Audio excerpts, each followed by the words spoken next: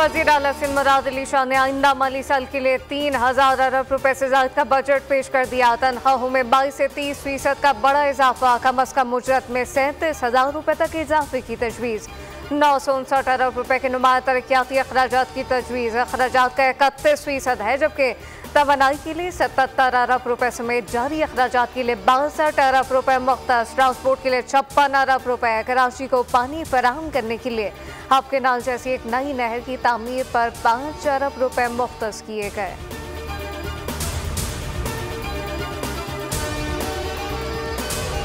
और सैलाब मुतासिरीन के लिए 21 लाख घर बन रहे हैं, जो सबसे बड़ा रिहायशी मंसूबा है। सेहत के सेक्टर में रिकॉर्ड काम हुए और रिकॉर्ड इनकलाबी इकदाम है। शर्जील इनाम इमन की मीडिया से गुफ्तगू, कहा कि माशी हालात को देखते हुए तनख्वाहदार तबके को फोकस किया, कराची के लिए खुसूसी मंसूबे रखे हैं। जबकि सईद गनी बोले, सिंध का बजट दूसरों के मुकाबले में अच्छा है।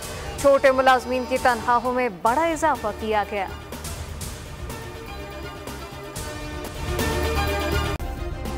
सब्सक्राइब करें और बेल दबाएं ताकि कोई खबर रह न जाए।